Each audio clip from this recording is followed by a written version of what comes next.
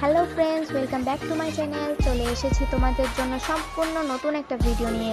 আজকের এই ভিডিওর মাধ্যমে তোমরা জানতে পারবে বিটিএস এর কোন গান কি অর্থ বহন করে, তারা তাদের গানের মাধ্যমে বিশ্ব দরবারে কি তুলে ধরেছে সে সম্পর্কে আজ তোমরা জানতে পারবে। তো তুমি যদি একজন সত্যিকার বিটিএস আর্মি হও তাহলে ভিডিওটা স্কিপ না করে দেখতে থাকো। তো আর কথা না বাড়িয়ে শুরু করা যাক। Number 1, mic drop. মূলত মাইক ড্রপ গানের মাধ্যমে তারা তাদের সাফল্যের উদযাপনের সাথে সমালোচকদের মুখ ভাঙা জবাব দিয়েছে। এই গানের মাধ্যমে তারা হেটার্সদেরকে বলে যে তোমরা হয়তো মনে করো আমরা কিছুই পারি না, কিন্তু দেখো আমরা তোমাদের ছোঁয়ার বাইরে। তো বলা যায় এই গানের মাধ্যমে তারা হেটার্সদেরকে খুব ভালোই অপমান করেছে। Number 2, drop. ড্রপ গানটির মূল অর্থ হলো কঠোর পরিশ্রম ও অধ্যবসায়ের মাধ্যমে সাফল্য অর্জন করা। এ গানে তারা তাদের কঠোর পরিশ্রম ও ডেডিকেশন তুলে ধরেছে। এ গানের মাধ্যমে তারা তরুণ সমাজকে অনুপ্রেরণা দিয়ে বলে ধৈর্য না হারাতে এবং অধ্যবসায়ী হতে। কোরিয়াতে এ গানের অর্থ হলো দারুণ বা অসাধারণ। Number 3, butter. এ গানের মাধ্যমে তারা ফুটিয়ে তুলেছে আত্মবিশ্বাসের সাথে নিজেকে উপস্থাপন করা ও অন্যদের মুগ্ধ করার বিষয়টি। এ গানে তারা বলেছে নিজেকে মাখনের মতো মসৃণ এবং গ্রীষ্মের মতো গরম ও আকর্ষণীয় করে তুলতে, এবং নিজের দোষগুলো খুব স্মুথভাবে লুকিয়ে রাখতে, যেভাবে একটা ক্রিমিনাল স্মুথলি লুকিয়ে থাকে। নাম্বার 4, ফেক লাভ।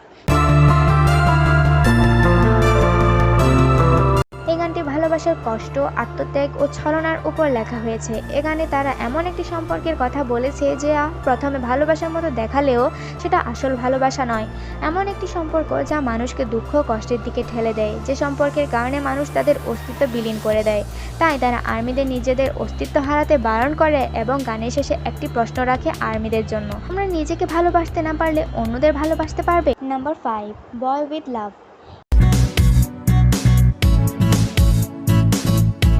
এই গানটি একটি মিষ্টি প্রেমের গান। এই গানটি বিটিএসরা আর্মিদের উৎসর্গ করে লিখে। এই গানের মাধ্যমে তারা আর্মিদের ধন্যবাদ জানায় তাদের পাশে থাকার জন্য এবং তাদের ভালোবাসার জন্য। এই গানে বিটিএসরা জীবনের ছোট ছোট জিনিস যেমন ভালোবাসা, হাসি, একে অপরের প্রতি যত্ন ইত্যাদির গুরুত্ব তুলে ধরেছে। Number 6, not today. Not today গানটি মূলত জীবন সংগ্রাম ও কষ্টের বিরুদ্ধে একতাবদ্ধ হয়ে লড়াইয়ের অনুপ্রেরণা দেয়। এই গানটি প্রতিকূলতার বিরুদ্ধে রুখে দাঁড়ানোর শক্তিশালী এক বার্তা দেয়। এখানে বিটিএসরা আর্মিদের বলেছে হাল না ছেড়ে জীবনের পথে আসা যে কোনো বাধা মোকাবেলা করতে এবং হেটার্সদের সাথে তর্ক না করে আজ না কিংবা নট টুডে বলে ইগনোর করার জন্য। 7, বাটারফ্লাই।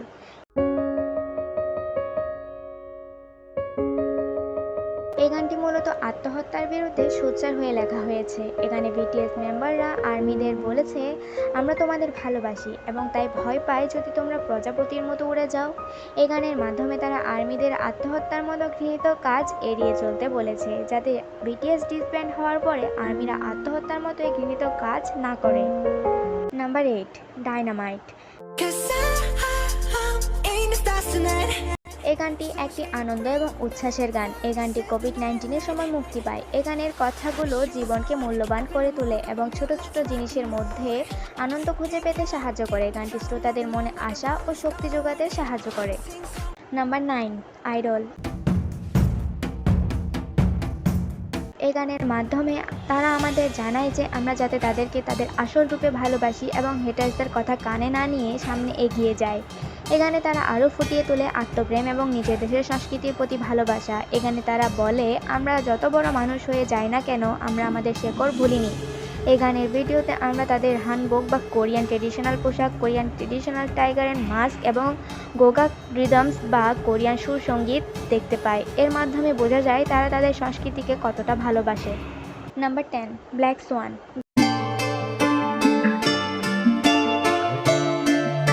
গানটিতে তারা শিল্পীদের কাজের আনন্দ খুঁজে না পাওয়া এবং সৃজনশীলতা হারিয়ে ফেলার অনুভূতি নিয়ে কথা বলেছে। এখানে তারা শিল্পীদের সৃজনশীলতা হারিয়ে ফেলার অনুভূতিকে মৃত্যুর সাথে তুলনা করেছে।